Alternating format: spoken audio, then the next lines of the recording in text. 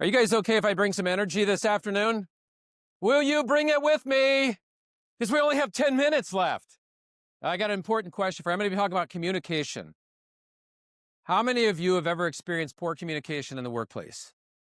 Just a show of hands, how many have ever caused poor communication in the workplace? All right. And what does it sound like? Communication is so important, but what does it sound like? We can hear it. And as a communication coach, speaker, author, entwining it into my keynotes, I listen for things.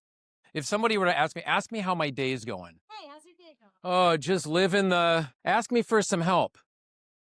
Oh, that's above these are warning signs. They're damaging your culture. And then we give it a name and we're like, well, he's just got a case of the Mondays.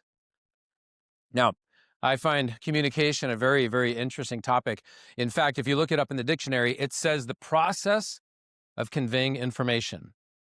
And so we communicate every day, but how many feel communication is much deeper than that definition, especially with our teams or even our loved ones?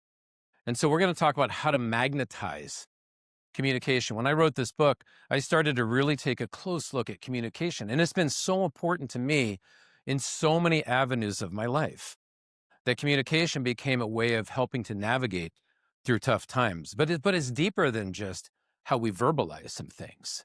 Now, when I ask people to rank, or let's say, how important is communication? They'll use words like this. It's very important. It's essential. It's everything. But oftentimes I'll ask people to rank it. And I'll ask you, on a scale of 1 to 10, how important is communication in your organization? 10 being of the highest importance. You did promise me some high energy. So on a scale of 1 to 10, there's only like 10 options. On a scale of 1 to 10, how important is communication? A 12. I like it. Everybody gives it a 10. Now, when I served in the Marines during the first Gulf War era, on a scale of 1 to 10, how important was communication? And I was an air traffic controller in the Marine Corps. As an air traffic controller, how important is communication? It's a 10. I've been the caregiver for my wife 5 times. 4 battles of 4 different cancers. When they told me to keep her positive and keep her spirits high. Any caregivers in here? And you got to have those messages. I was her caregiver in 2016 when she passed away of cardiac arrest due to all the treatments. And I went right into that mode and I started chest compressions until the first responders got there and they took over. And on this 3rd hit with the defibrillator, they finally got her back.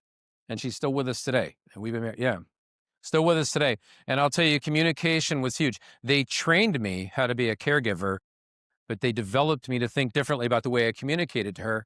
And communication will help you navigate through tough times. So a lot of the keynotes I do tie in chaos, leading through chaos, planning through chaos, selling through chaos. But the common denominator is communication is absolutely huge.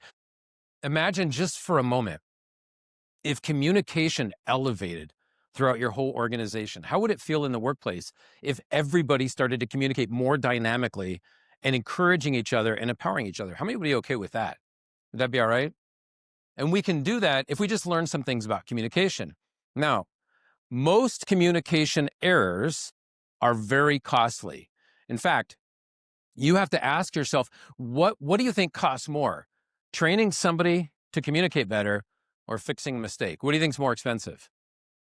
Did you know, according to the HIPAA journal, it's billions of dollars in costs for communication errors in the medical field and 2,000 deaths related to poor communication per year.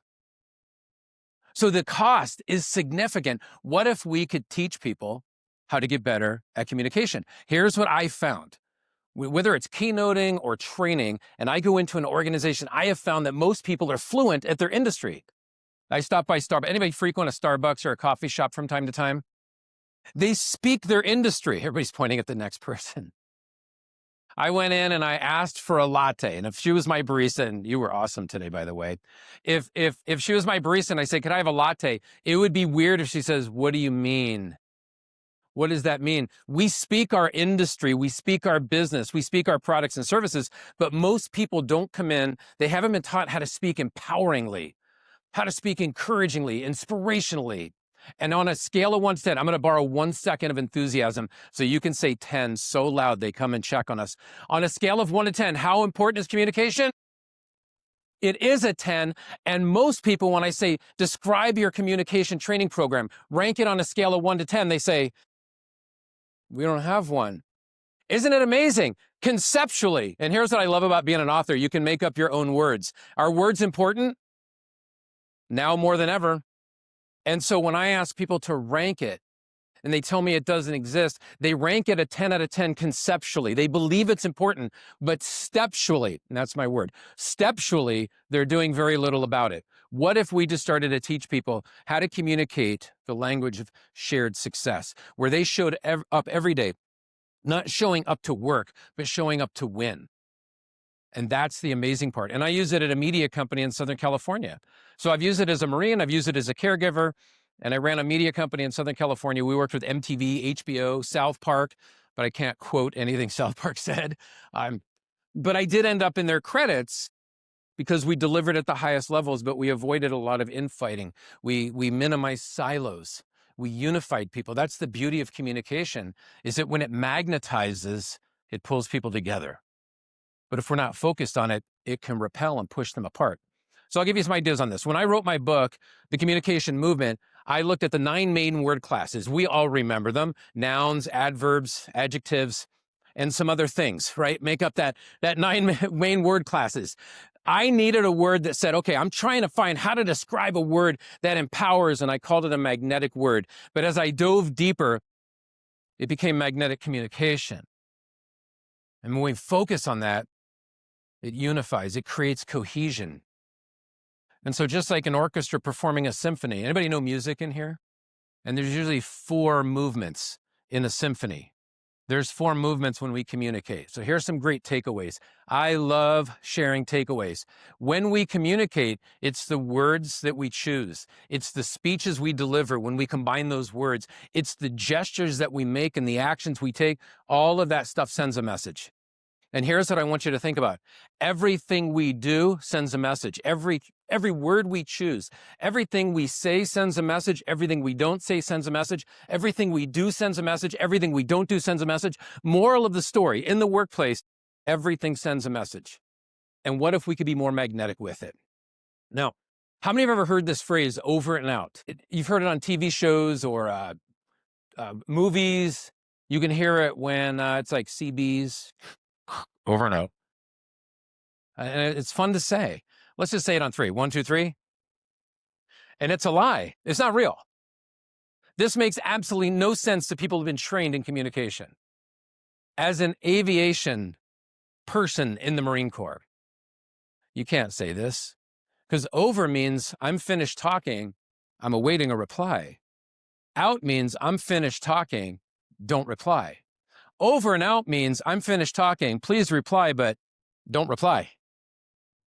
We say things and we hear these things and it becomes our truth, but it's actually conflicting messages.